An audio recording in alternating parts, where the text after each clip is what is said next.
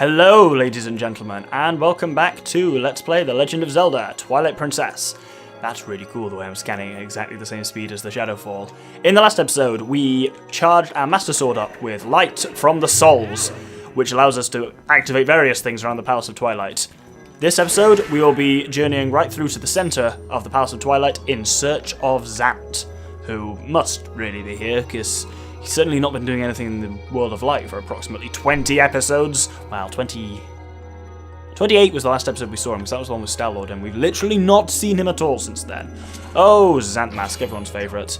Okay, I was going to reflect that, but I can't even be arsed. If we come over here, so basically, we killed some Kargroks at the end of last episode, and then once you've killed the Kargroks, you come over here, and a Zant head spawns. Once you kill that Zant head, another 3 Zant heads appear back on the mainland, so let's take this little lift over there.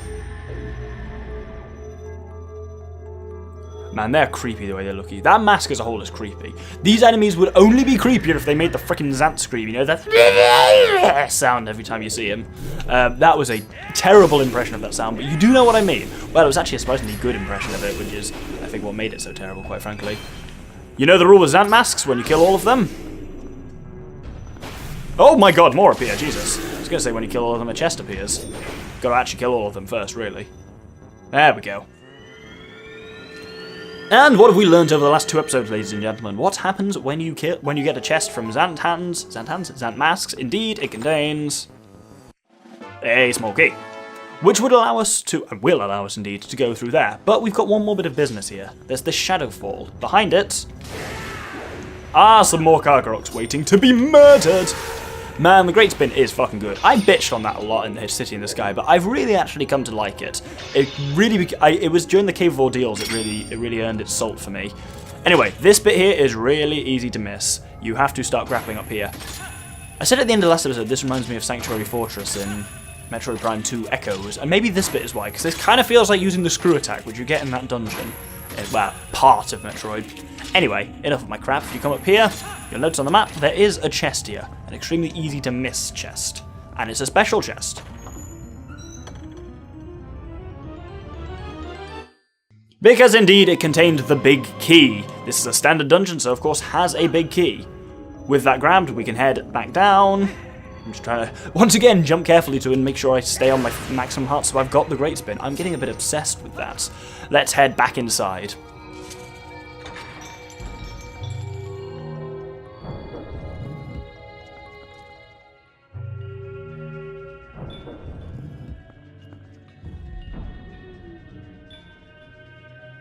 And now we've just got this large chamber we basically just need to get to the top of.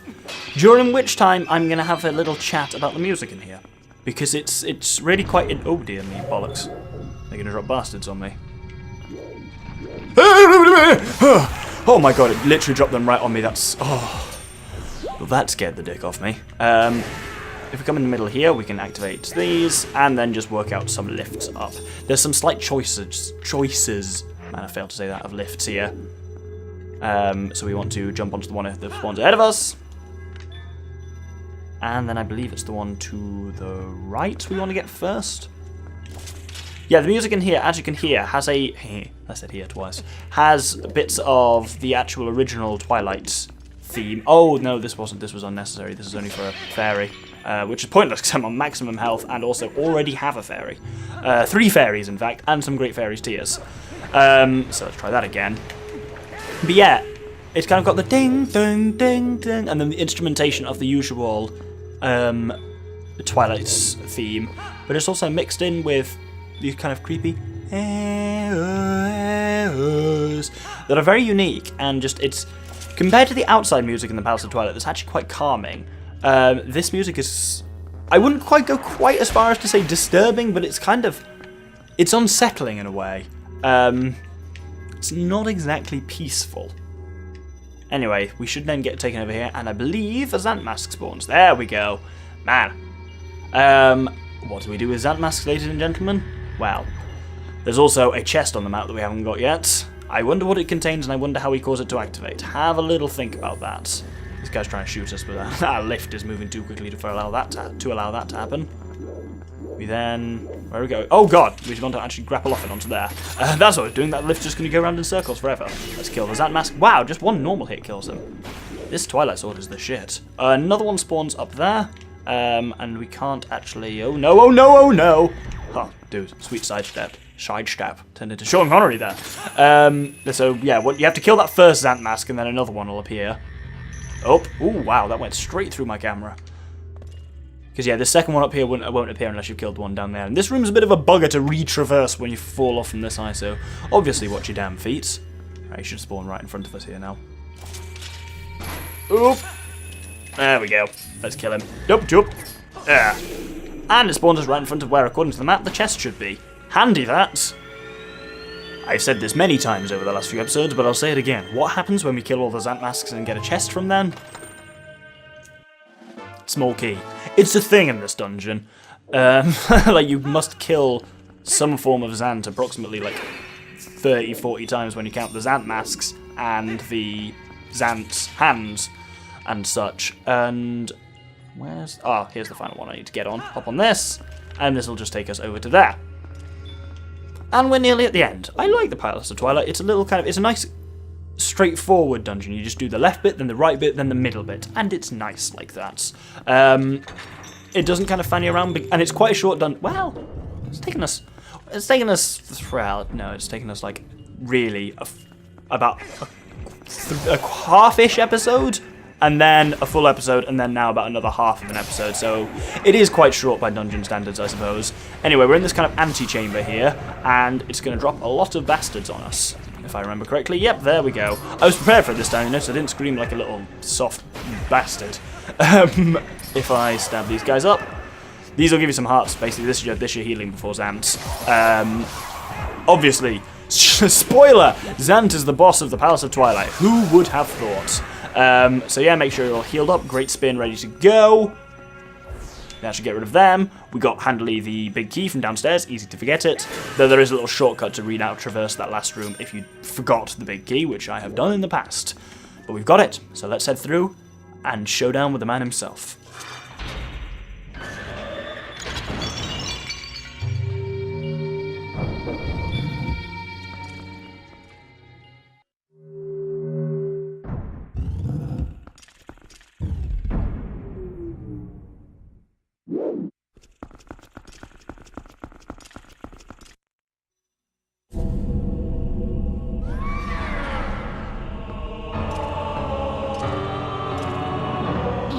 Zant.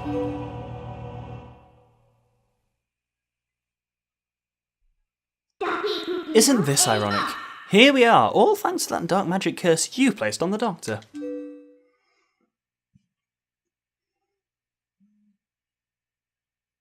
You speak of magic. Still your tongue for a moment, whelp, and I will tell you of both magic and the oppression of ages. The people of our tribe, a tribe that mastered the arts of magic, were locked away in this world like insects in a cage. In the shadows we regressed, so much that we soon knew neither anger nor hatred, nor even the faintest bloom of desire. And all of it was the fault of a useless, do-nothing royal family that had resigned itself to this miserable half-existence.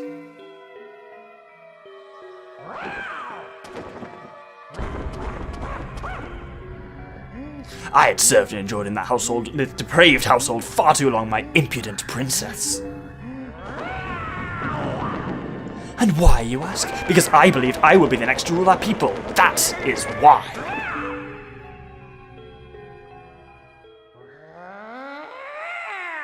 But would they acknowledge me as their king? No, and as such, I was denied the magic powers befitting our ruler. It was then, in the thrall of hatred and despair, I turned my eyes to the heavens and found God.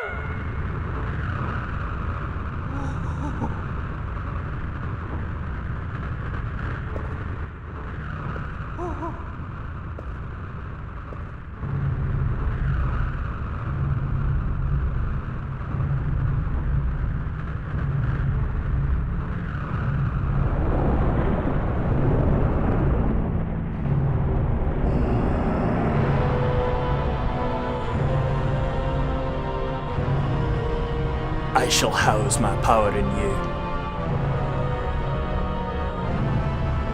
If there is anything you desire, then I shall desire it too.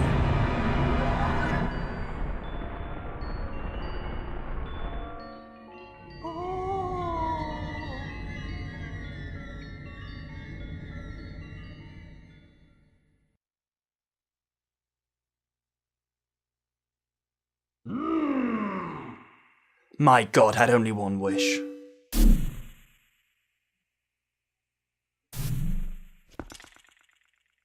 To merge shadow and light, and make darkness.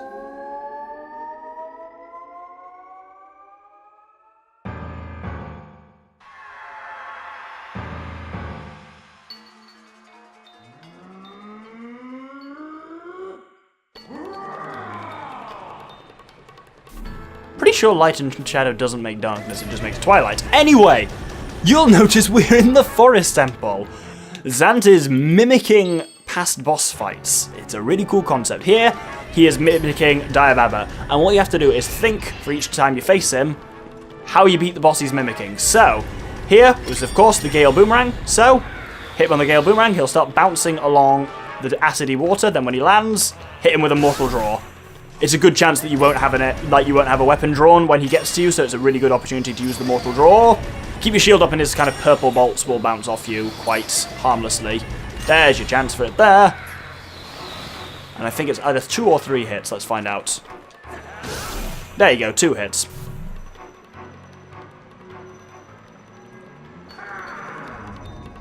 Now we head into Goron Mines. And yes, he becomes not the main boss, but the mini-boss, Dangoro. And here we need to just put on the iron boots and just wait in the middle. Zant will jump around like an idiot. But as long as you've got the iron boots on, he won't be able to dislodge you. There you go. After that, after doing that for a little bit, he fires some shots at you, block him with your shield. Then he'll take a rest. That's your point to go up. Mortal Draw. I'm going to say at this point, I really like this boss fight. I don't like what's happening to Zant, though. Zant really changes tone at this point in the game, and it's not a shift I like. I talked in the early game about how he's interesting and menacing and stuff like that in this, and then basically he's interesting and menacing and really quite sinister. Then you don't see him for a while, and then you, literally don't see him for ages. Then you come back and he's a raging lunatic. I can understand it a bit, but it feels like it kind of comes out of nowhere that he goes from being this, intimidating villain in the shadows to just be this dancing, screaming mess. But hey, each their own, I guess. It leads to more annoying issues later, but I'll talk about them as when they come up. Twice, hit, and then again we transition. Can you guess where we're going to? Indeed. To the Lakebed Temple. You'll notice as well the music changes to sound as well, like each, like the music vaguely of each boss fight, which is quite interesting. Anyway, here, oh my god, it's right underneath us. He spawns a giant version of his own helmet. Yeah, I always say that I think it's in the moment he takes his helmet off is where Zant begins to lose it for me. Partly because he looks weird under his helmet. He looks like a weird alien, where he looks so much creepier with it on. Claw shot him towards you, and then give him a couple of stabs. It's harder to mortal draw him on this one, so just stab him normally. Once you do that, his head will retreat back into the ground.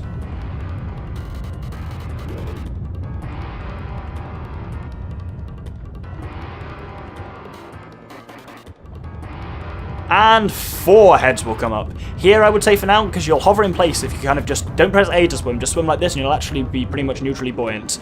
He will be in one of these Zant heads, so you just need to kind of scan around and look for which one he's... Oh, he's in that one there.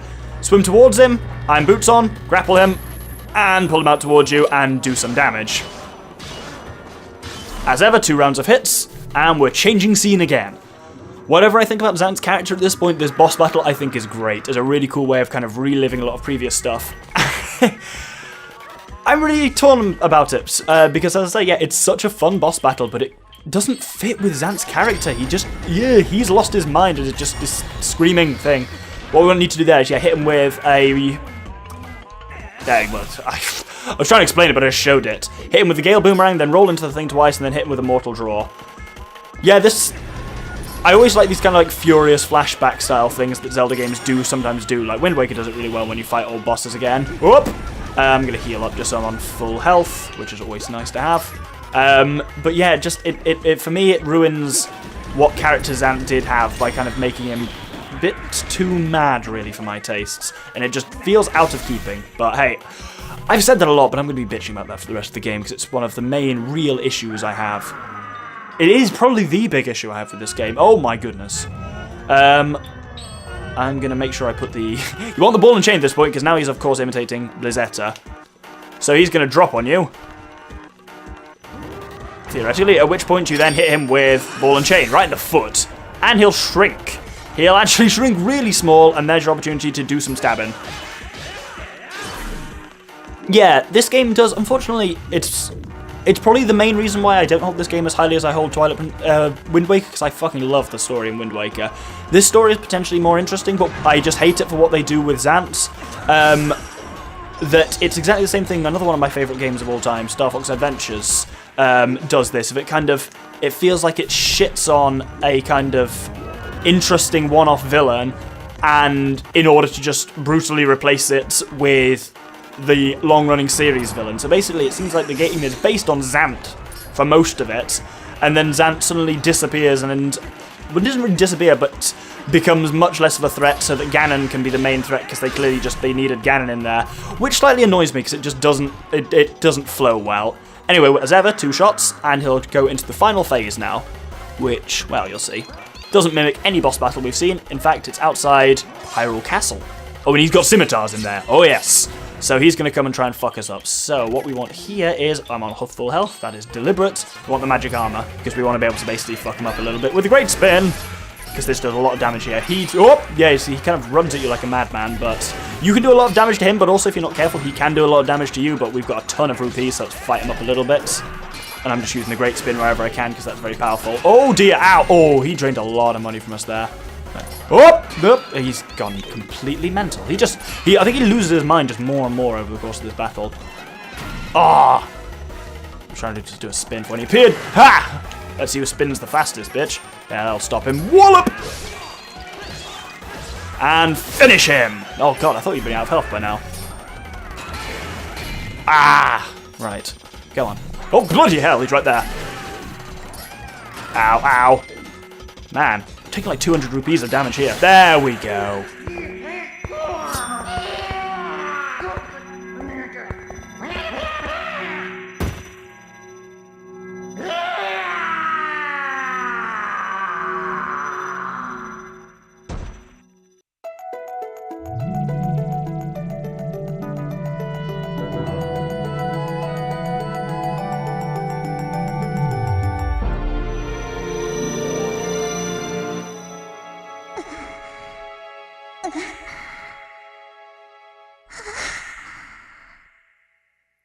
You traitors!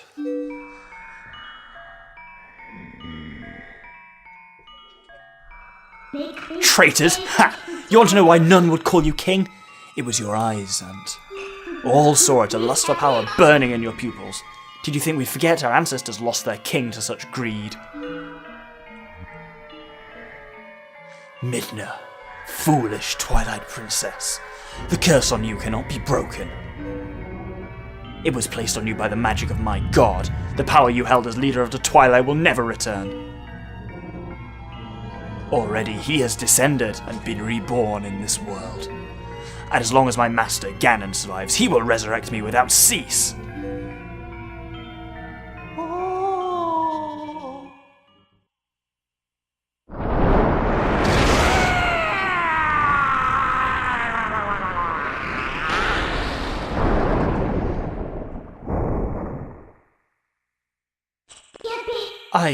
I just used a fraction of the power that's in me now. I did that using only a fraction of my ancestors' magic.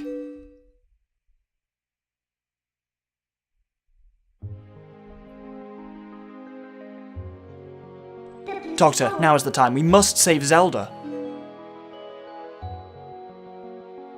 The evil power Xant was wielding, I couldn't take it from him, but at least I still have the magic of my ancestors. With it, I can return the cherished power Zelda bestowed upon me.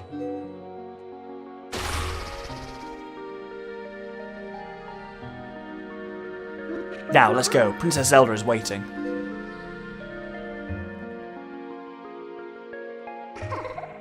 And there we go. If you remember, that was the original plan, was using the power of the Fused Shadows to beat Zant, so Midna did eventually pull that off there. Let's grab the final heart container of the game, bring us up to maximum hearts, which is awesome. Yeah, Zant. He really loses it for me there, and it is a major issue I have with this game. Probably the major issue, I would say, really, other than some slight stuff about how it feels as a whole. But yeah, let me know. I'm curious to know in the comments what people think. If you agree with me or disagree, if you like the character of Zant, please do let me know. I'm curious to start a discussion about it, actually. But yes, thank you very much for watching. We've come all the way through the Palace of Twilight, got our final heart container, and beat the Usurper King Zant. In the next episode, we'll be heading to Hyrule Castle to save Zelda and defeat Ganon. Thank you very much, and good day.